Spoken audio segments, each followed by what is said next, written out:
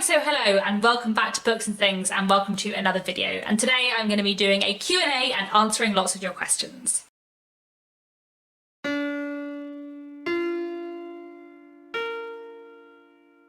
So, this Q&A is in celebration of me having been on Booktube for 5 years, which is very exciting. I have a lot of questions and only about 40 minutes to film, so let's see how many I can get through. I'm going to vaguely try and do these questions in a thematical order, and I'm going to start off with questions about classics. Jane Girl 1775 asks, do you remember the first classic you read? The classic that got me into classics, which I often talk about on this channel as being like my first classic experience in some way, is Jane Eyre by Charlotte Bronte. I read that when I was 13, and that's what got me into Victorian literature and classics more broadly. But I definitely had read some children's classics before then, including The Water Babies, The Secret Garden, The Little Princess, The Little House on the Prairie series, the Shalley School novels and books like that. Although, to be honest, I don't really remember any of them at all. I'd also definitely read some Shakespeare before I read Jane Eyre. Vehement Critic asks, why are you interested in 19th century or Victorian literature specifically? There are so many reasons why I love 19th century literature. Partly it's to do with the time period and the fact that I find the 19th century, especially 19th century Britain, really historically fascinating. It's a period of huge social and economic change, of huge political and cultural change as well, and I just find the time period fascinating, and therefore the literature of the time period really appeals to me too. Also, I feel like the 19th century within British literature is when the novel became what it is today, and the Victorian period is a really fascinating time in literature in terms of writing and literary form, as well as in terms of theme. And there are so many themes that were written a lot about in the Victorian period that are the things I find most fascinating, you know, money and class, gender, science and religion, independence and social mobility. There's just so much stuff that the Victorians write about a lot that I am fascinated in. As a side point, I think I also find Victorian literature interesting because I've read a lot of it, and therefore I know a lot about it, and therefore I can recognise things that are different, and also I want to read more of it because I've read a lot of it, and therefore I feel like I understand it more and come to Victorian literature with a different approach and a more fully formed approach than I do from classics to other time periods. So in a way it's kind of a cycle of I like Victorian literature, therefore I read more Victorian literature, and that makes me like Victorian literature more, if you see what I mean. Hasika Kankani asks, I just wanted to know why Charles Dickens is your favourite author, because I find his writing style overly flowery. Why do you love him so much? So, there are many reasons why I love Charles Dickens so much. Partly because I think his characterisation is wonderful, partly because there is no other author who I find as funny, partly because I love all the multiple plots and subplots and the way they weave all together, partly because I love his themes and his social criticism especially I really enjoy, but also I think his books have, for me, what is the perfect balance of humour and emotion, of light and shade, of happiness and sorrow, and that I really value in his work. Specifically in terms of his writing style, I love it. I love his weird, absurdist descriptions a lot. I find his writing style hilarious when it's supposed to be and incredibly moving when it's supposed to be. I find his writing style so rich and his turn of phrase completely wonderful. I also love his use of lists. I'm a big fan of lists in writing, and Dickens likes a list. However, I will say that I completely understand why not everyone gets on with Dickens. I can completely see why his writing style is an acquired taste, whereas I genuinely don't understand why anyone doesn't like Jane Austen. I just don't understand how anyone could not enjoy her writing, whereas I definitely don't feel that about Dickens, even though Dickens is my favourite author. While I love his writing style so much, I can appreciate why it would be an acquired taste. Nicola Knight asks, I know you love Dickens, but what is your least favourite novel by him and why?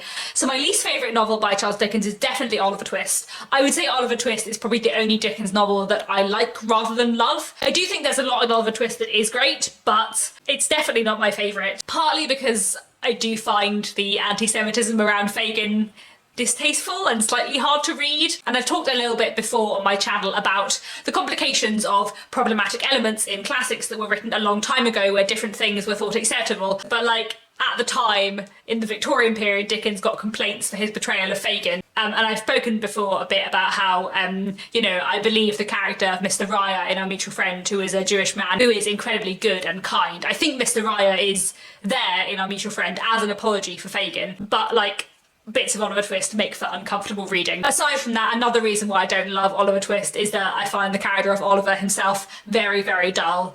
And I just feel like he's not written like a child. I just think he's a man who cries all the time, which I find so weird because in Great Expectations and David Copperfield, Dickens writes children fantastically, but I just think in Oliver Twist he hadn't learned how to do it yet. Oliver Twist was one of his very early novels, and in general I would say there is definitely a correlation in Dickens's novels between how late in his career they were written and how good they were. The Caffeinated Bookworm asks, what is your all-time favourite Dickens character and what character from his novels do you identify with most? And also the same questions for Jane Austen. So, my favourite two Dickens characters are two characters from our mutual friend who are very different. One is Jenny Wren, who is just entirely wonderful, fantastic, amazing character, and the other is Bradley Headstone, who is a brilliantly formed character, less nice than Jenny Wren. I wouldn't want to hang out with him as much as I would with Jenny Wren, but they are definitely my favourite Dickens characters. And then I've just thought of another favourite character who I feel like I should mention, which is Edith from Dombey and Son, who is maybe my other favourite character. She's very awesome too. But I feel like I don't know what character in Dickens I would say I identify with the most, because one of the things I love about Dickens is that his characters are all sort of hyper real. They're all sort of people who could be real but pushed to extremes, and there's not that many characters in Dickens who I therefore feel that I identify with, because I feel like they're all quite extreme. The one that does spring to mind is possibly Amy Dorrit, who I think is a wonderful character, who's one of my favourites of Dickens' like main heroines, so maybe I'm going to go with Amy Dorrit. In terms of Austen, I feel like my favourite Austen character and the one I identify with might be the same person, and that is Fanny Price from Mansfield Park, who I love. Fanny Price is very underrated, but I really love her, and I think like her shyness, but also her like moral strength is something I think is really cool, and maybe that makes me want to identify with her too. I don't know if I'm as morally strong as Fanny, but I definitely like feel sympathy with her to do with sort of shyness, and I think sort of especially when I was younger I was quite similar to Fanny Price. Rebecca Bleeden asks, is there a classic author that is quite popular and receives a lot of hype that you did not like or found disappointing? And Time and Chance asks, which Victorian novelist work would you say you give the sharpest negative critique of? The answer to both is George Eliot. I've mentioned before on this channel that I do not really like George Eliot. I've read 5 of her novels, which is actually quite a lot for an author who I don't really enjoy. I did quite like Daniel Deronda. I have sort of middling feelings of dislike, boredom and respect for Middlemarch. The first time I read it I didn't really enjoy, and the second time I read it I was like, I feel like this would be really interesting to study, but I also find it very dry. Basically I just don't like George Eliot's writing style. I find it very dull, and it's just really not for me. And I find it weird because so many other people love George Eliot, and also she's probably the only like big Victorian author who I don't get on with, but I just don't like her writing style. Gabrielle Gregory asks, do you worry about running out of Victorian literature to read?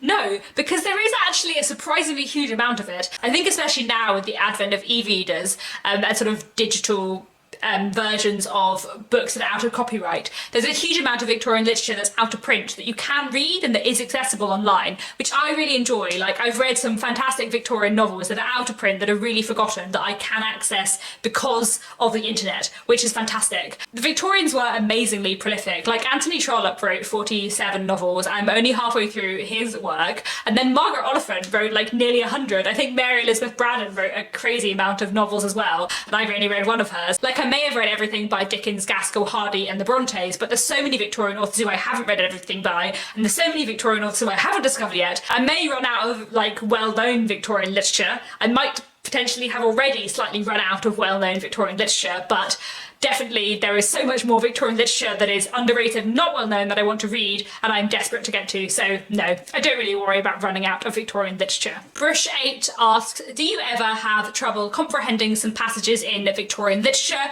Anything long-winded where you think, what is this author talking about in your head? Yes, definitely. Sometimes in Victorian literature there are bits where I'm like, I have no idea what's going on here.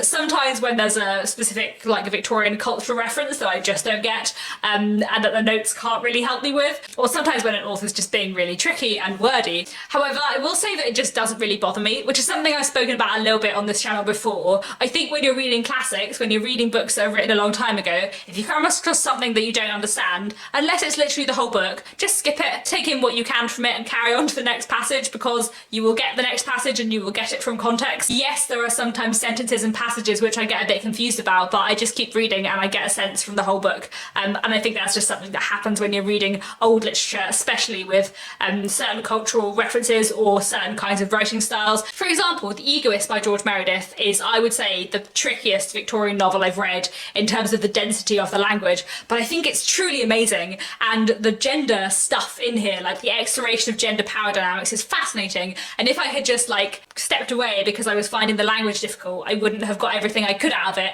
And I'm pretty sure there are several passages in here which I didn't understand, but I understood the majority of it, and therefore I got amazing things from this book. Angeline the Anglophile asks, what is your favourite classic by a non-English author? My favourite classic by a non-English author would definitely be Les Miserables by Victor Hugo, which I adore. I think it's a fantastic book. It's been about 10 years since I've read it. I would really love to reread it, but I just think it's truly incredible. Hannah's Books asks, do you have any favourite 19th century American novels?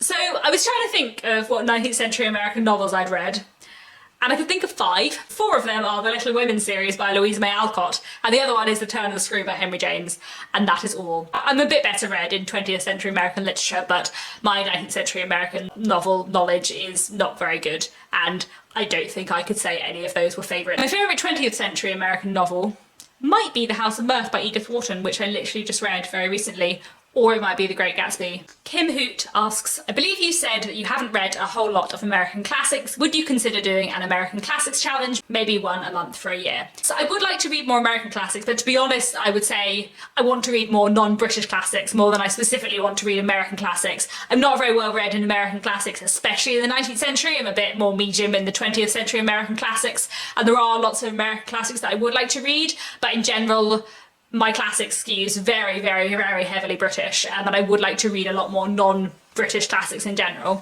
This year, in my reading goals, I have a goal to read a Victorian classic every month and a non-Victorian classic every month.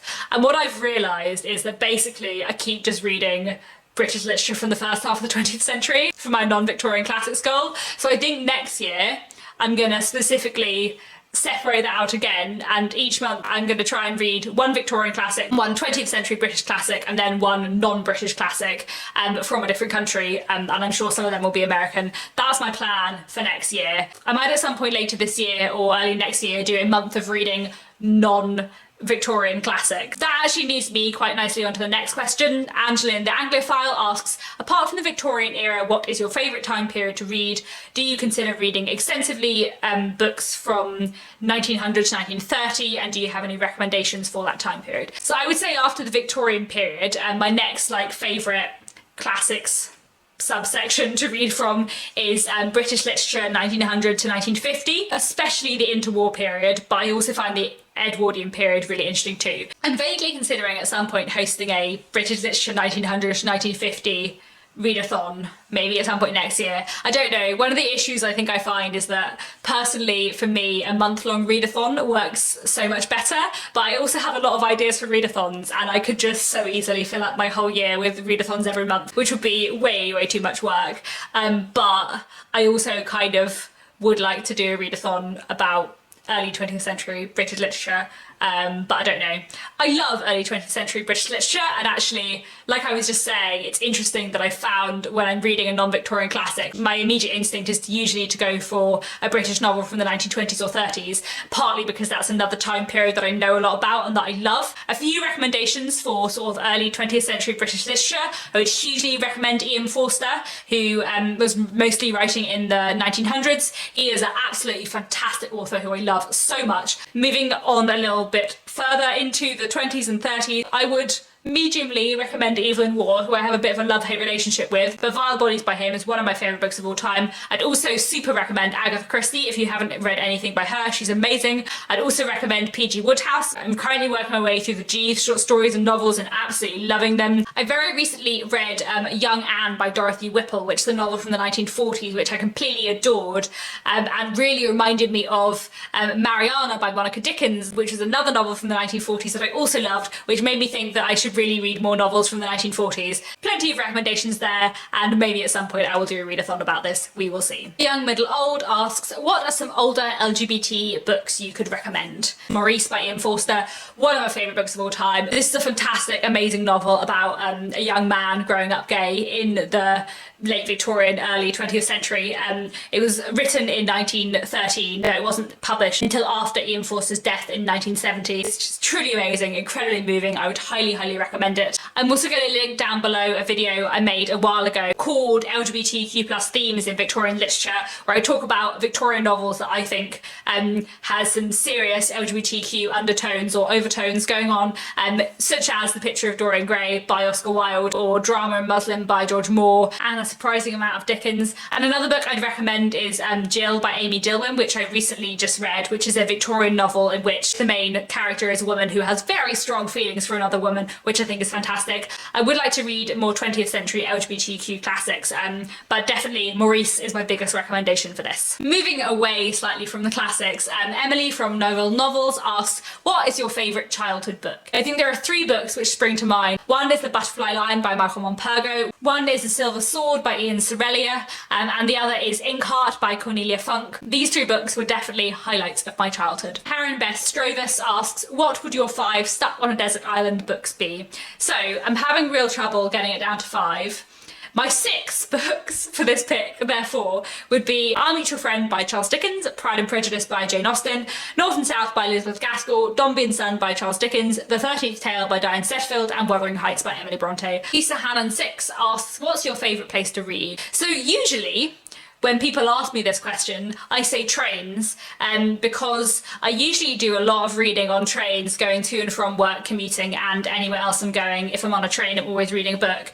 Obviously at the moment, due to coronavirus, I've been working from home for months, which is very unusual. So I haven't been on a train for a really long time, probably for the longest time in my life I've ever not been on a train.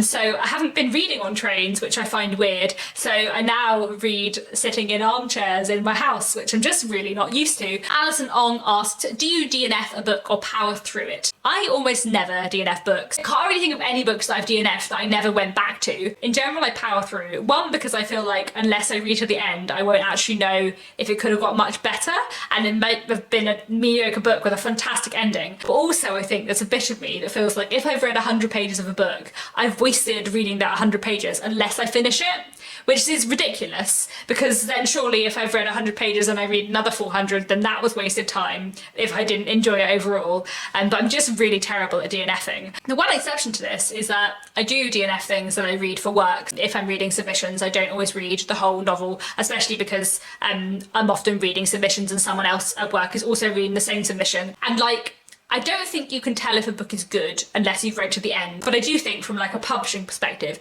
you can tell if a book is right for you and right for the list that you work on or the publisher that you work on earlier than that. Most of the time, but not always. And also I don't have time to read like every submission that I'm reading for work in full. So I would say I do DNF things for work, but I almost never DNF things that I read for fun, which seems bizarre, but there we go. Words of Clover asks, if you could recommend a book character something to read, who would you choose and what book? I tried to think of a really good answer because I feel like this is a really super fun question and I just couldn't think of a decent one. So I think I would probably recommend Fanny Price from Jane Austen's Mansfield Park, something confidence building to help her in her life. Maybe like Wives and Daughters by Elizabeth Gaskell, because I feel like Fanny Price and Molly Gibson have some things in common, but Molly Gibson is a bit more confident than Fanny Price, and that might help Fanny Price. That's the best I've got. However, please, people in the comments, let me know what book you would recommend to a book character to read, because I think this is really fun. Angeline the Anglophile asks, do you read or like to read books in translation? So yes, I would say the only sort of area of translated fiction I read a lot in is Japanese fiction. I read quite a lot of fiction translated from the Japanese, and I really enjoy Japanese literature, but I would like to read more translated fiction from other places as well, because I do think the translated fiction I read tends to be mostly Japanese literature. Talking of Japanese literature, Sarah LBs asks, what Japanese book would you recommend to someone who has never read any Japanese literature? The place I started with Japanese literature is Kitchen by Banana Yoshimoto. This is a collection of 2 stories, one called Kitchen, one called Moonlight Shadow. Both talk about grief and family and love and food, and they're both amazing.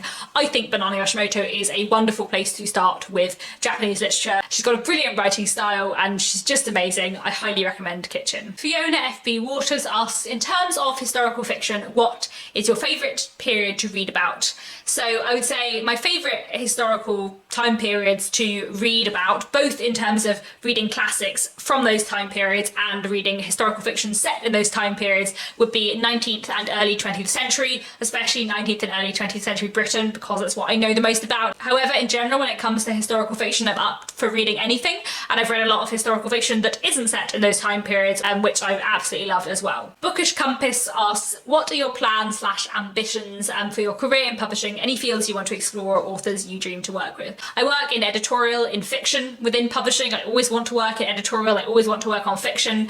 I used to work in non-fiction, and I'm so glad that I managed to move to fiction because I love working in fiction so much. I'm an assistant editor. One day I would like to be higher than an assistant editor, obviously. And there's a bit of me that would really like to acquire and commission, and there's a bit of me that really likes the idea of being a freelance editor, so I don't really know what I will end up doing. Broadly, at the moment, I work in commercial women's fiction and reading group fiction. I love both of those areas, and I would like to continue to work in one of, or possibly both of those areas, depending on sort of opportunities and what ends up working best for me. In terms of authors I'd want to work with, obviously there are a lot of authors who I love, who in a way I would love to work with, and it'd be really fun to work with.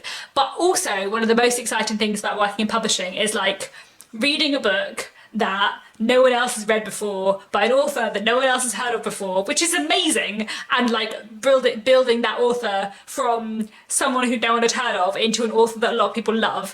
And actually that bit of publishing is so exciting that the authors I really want to work with are authors who I don't know about yet, if you see what I mean. Claudia from the Spencer's Library asks, has working in publishing influenced the way you approach your Booktube channel or vice versa? It definitely has. I'm trying to think specifically how and in what ways. Working in publishing has changed the way I think about genre a lot, and also has made me shift away from literary fiction. I think as well, because there's a sort of Booktube bubble in which I exist, there's quite a lot of books which are quite literary, which I have in my head are really popular, and actually if I look at the sales figures of them, there's a lot of books that are way more popular that no one talks about on Booktube. So I feel like working in publishing has changed the way I think about that, and changed the way I think about like genre definitions. And I've spoken a bit before about reading group fiction and what that is in sort of the bridge area between literary fiction and commercial fiction, and how working in publishing has taught me that my tastes are more commercial than I think I would have said they were before I started Booktube. But Booktube has also partly taught me that because I read lots of literary fiction and didn't enjoy it as much as some other people did. And obviously like working in publishing means that I read a lot of stuff for work, which does influence the way I Booktube because I can't talk about those books, and therefore I'm sort of dividing my reading time between reading for work and reading for pleasure. But also, although I'm reading a lot of books for work, I still feel like I need to read lots of books that aren't for work to talk about on Booktube and stuff like that. Emma Y asks, are you aware of any jobs in publishing, especially at entry level, especially editorial, that can be done from home? Due to disability, I need to work from home, ideally with flexible working hours. More broadly, have you seen much disability representation and awareness and willingness to adapt in your time in publishing? I don't know that much about this. In all honesty, I have never worked with anyone in publishing who has a disability. There are people who work in publishing who do have disabilities. I know other people who have worked with people who do have disabilities, but I haven't personally. I've worked in 3 companies in my time in publishing. The first one I worked at was very small, and within the office space we worked in, I think it would have been very difficult for people with particular disabilities to work there. However, in the other 2 places I've worked, which are much bigger, that definitely hasn't been the case, and I feel like there was good sort of accessibility and things like that. In terms of working from home, there are people who work in publishing who are full-time, who work from home, though I wouldn't say there are necessarily that many, but I do think that currently, because of coronavirus, the whole publishing industry is basically working from home, and I do think and I hope that that will create more flexibility in the future for people who do need to work from home,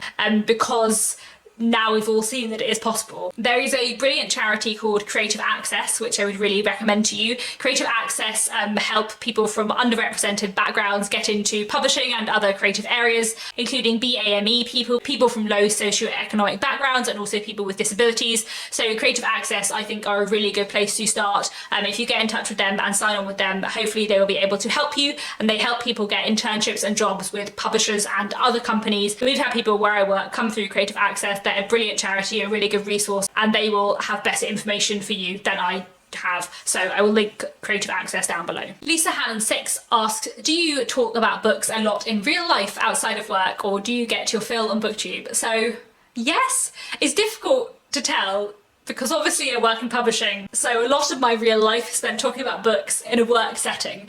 But sort of outside of Booktube and outside of work, I do still talk about books quite a lot.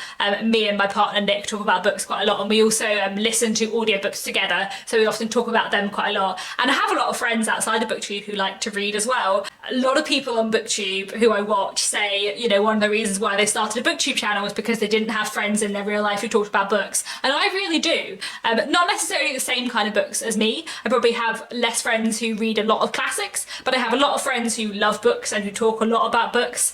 And actually I would say I spend a big chunk of my life outside of work, outside of Booktube, talking about books. I do occasionally talk about other things, but you know, not that often. Harriet Rosie asks, what's a book you've read this year that you would not have read in your first year on Booktube? I can think of so many. I feel like there are different categories. There are books which have been like specifically recommended to me by other booktubers, like the books of Patrick Gale, who I'd never heard of before Booktube. And then there are books which have been recommended to me by subscribers, like Sweet Bean Paste by Jurian Sakagawa, which when I talked about liking Japanese literature and what Japanese books I liked, a lot of people said, you must read this, and it was amazing. And there are also books like God's Children by Mabley Roberts, which I would never have found if it weren't for Booktube, because that was a book where the publisher reached out to me and asked me if I wanted a review copy. It was Honno Press in Wales, who are quite small. I would never have discovered that book if it wasn't for the fact that I had a Booktube channel, and it was absolutely amazing. So there are a lot of books which I've read in the last year or so which were amazing, which I definitely found through like various areas of Booktube. Erica Connick asks, what is more lucrative and fulfilling, a blog or a Booktube channel for someone beginning? It depends on the person. Definitely Booktube for me. In terms of like lucrative, if you mean financially, the way YouTube does monetization and ad revenue, it did change a little while ago at what stage you were allowed to monetize your videos. But once you are allowed to monetize your videos, it's very straightforward and it's a really simple process. Whereas I don't know of any blog platforms, though I could be wrong, that have a like simple monetization process. In terms of being more fulfilling, I used to have a blog and I never found it halfway near as fulfilling as I found Booktube, and I gave it up because of that, mostly because of the community. The thing I love about Booktube is that when you can see people's faces and hear them talking and hear the tone of their voice, you get such a great sense of people's excitement. And it's so much easier to get to know someone's personality, whereas I feel like, at least for me, when I was writing a blog, my blog felt very generic. It felt like anyone could have written it, whereas I don't think that when I'm talking it feels like anyone could be talking, if you see what I mean. When I was doing my blog, I didn't read that many other book blogs, and I didn't really engage with other people's book blogs, and I didn't really enjoy reading other people's book blogs. Or I love watching Booktube so much, partly I suppose because when I'm reading, I want to be reading a novel. I don't want to be reading a blog, whereas Booktube is different to reading, and watching Booktube videos is not reading. And yes, I suppose when I'm watching a Booktube video, I could be listening to an audiobook in that time, and that's a bit more similar, but actually watching Booktube feels very different to reading, and therefore it's just a different experience. And that's one of the reasons why I love Booktube and why I love watching Booktube. But also I just think when you're beginning a Booktube channel or a blog, Booktube is a really welcoming community. I think it's easier to get involved in the community and to interact with people. However, I don't think I made a proper effort when I started my blog to get involved in any kind of blog community, so that might just be from my experience because I found it easier on Booktube, but there we go. Sadie Reads Again asks, as someone who is shy and can feel awkward in social situations, how did you get comfortable with social media and making connections online? I find it weird that I find Booktube so natural now, because I am, I would say, naturally quite a shy person or quiet person. Doesn't always like say a huge amount in conversation, and obviously like just say tons to this camera.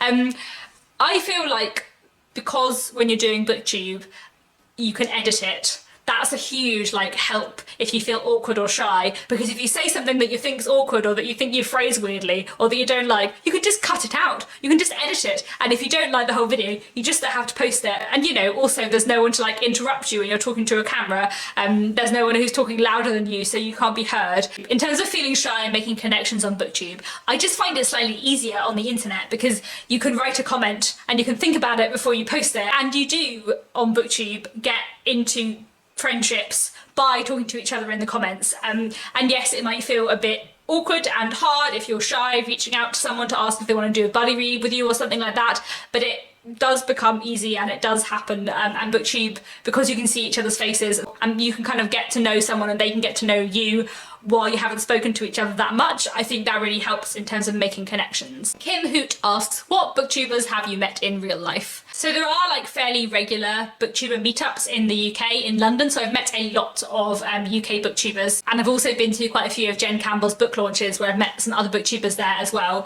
The first time I ever went on a booktuber meetup, it wasn't one of the proper big ones, it was a little one, which was me and Lauren from Lauren the Books and another booktuber who doesn't make videos anymore. And then kind of beyond the main booktuber meetups, I've also met up with a few other booktubers individually, people like Leanne Rose, Jenny from Bookish Shenanigans, and Libby Stevenson, and also Ellie from the Bibliophile, who doesn't make videos anymore, but I met at a booktube meetup and then we ended up working together and then we ended up living together for a few months. Charles Heathcote asks, I'm always curious to hear about your writing, so how is that going? Have you anything in the pipeline you can talk about?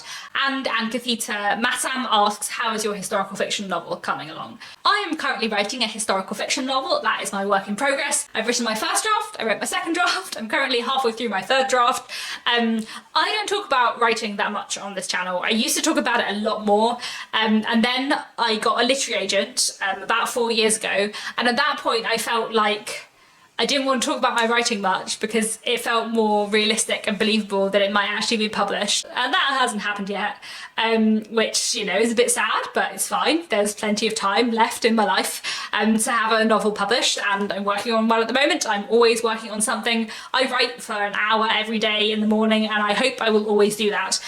But I definitely talk about writing less now than I used to. But as I said, it's coming along well. It's a historical fiction novel. It's set in the Victorian period. That doesn't feel like a spoiler because, it's anyone's surprise. And I'm really enjoying writing it. I'm halfway through my third draft, doing lots of editing, doing lots of rewriting, and then it will go off to my agent and we will see. Jenny from Bookish Shenanigans asks, if you went back in time and could bring one useful item and one luxury item, what would you bring? I feel like what I would like to bring is a mixture of a useful and a luxury item, and that is my laptop, and also, I suppose, some way to power my laptop. As I just mentioned, I love to write, but I write on a computer, and I so barely write by hand now that I think I would really struggle to try and write a novel by hand, whereas to write a novel on a computer is fine. And I feel like if I had to go back into the past, I would really want my writing machine, my laptop with me, but obviously it would run out of charge, so I'd need a big giant solar panel that I could plug into my laptop to charge it.